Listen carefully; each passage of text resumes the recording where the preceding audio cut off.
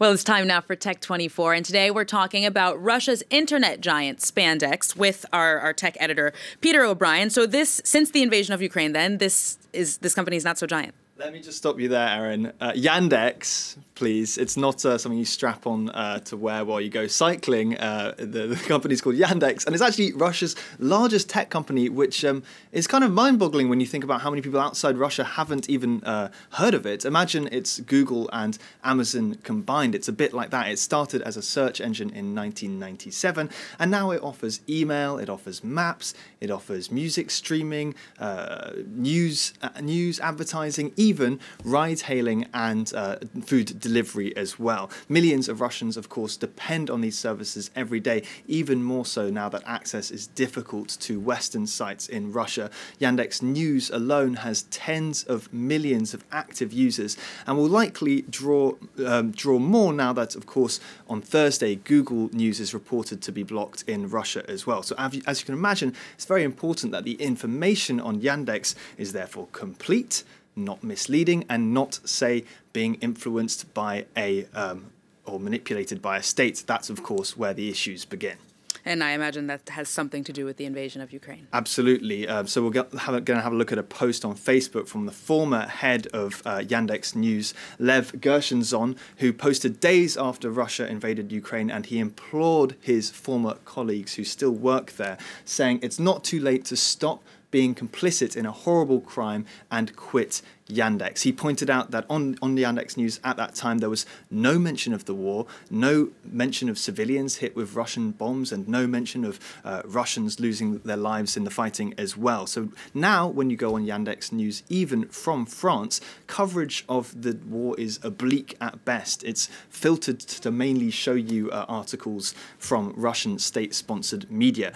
And as for how many Yandex employees have heeded Gershenson's warning and fled Russia even, we don't know exactly, but we reckon it might be a lot because two of its board members have resigned. The deputy executive director was hit with EU sanctions and he promptly resigned as well. Plus, Wired is now reporting that more than 50,000 tech workers have already fled Russia since the invasion started, and up to 100,000 more could leave in April. The founder and current CEO, Arkady Volosh of Yandex, has not responded publicly to what's going on. And Peter, so what's the financial impact been on Yandex then? Devastating. Beyond the fact that its services obviously depend on Russians' ability to spend money, which has been wiped out considerably, it's now taken a huge hit to its share price, as you can see here. So when Russia invaded Ukraine, Yandex stock plummeted by 80% compared to what it was worth in November, and trading of it in the US was very quickly frozen completely after the invasion. Now, investors want a refund for the bonds they've bought, but Yandex doesn't have the $1.25 billion to afford these refunds, and it's hired debt advisors to help deal with it. The company could potentially survive domestically, especially if it can kind of fill in those gaps left by Western companies being forced to pull out, but its partnerships with Western companies internationally are lying in ruins. So its hopes for a global expansion, which so far had been going pretty well actually, well, those hopes are all but over. So Yandex, then, one of the world's biggest tech companies, or what was one of the world's biggest tech companies, has changed forever.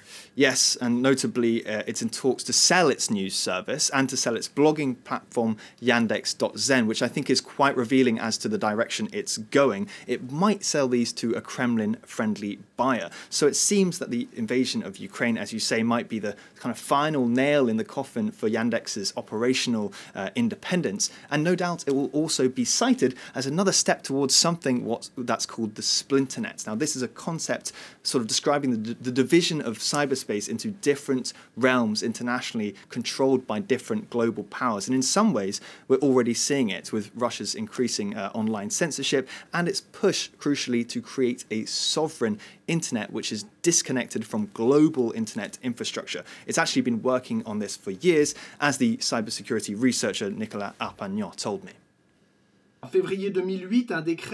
In February 2008, a decree forced internet service providers to connect to SORM, a system managed by the FSB, the successor to the KGB.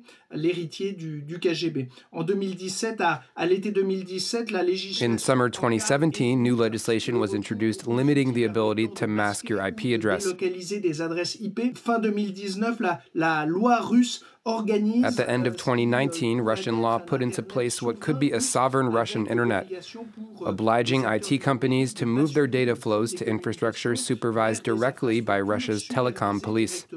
Par le gendarme russe des télécoms. I just wanted to finish up with an anecdote that really shows how far we've strayed, I think, from a global free internet. I have Wired to thank for this. They dug it up, but I was 13 when it happened in 2006. Yandex and the BBC actually invited Vladimir Putin to answer questions asked by anyone on the internet. It's kind of mind-boggling when you think about it now. The BBC actually reported that Putin was rather enjoying himself and even responded to questions like, "Do you remember when you first had sex?" When asked about the internet, he actually said the fewer restrictions, the better. So clearly now we've gone from a Vladimir Putin who maybe at the time thought the internet was a bit of fun, like lots of us did. Well, he takes it very, very seriously now. What a different change indeed. Peter O'Brien, thank you very much.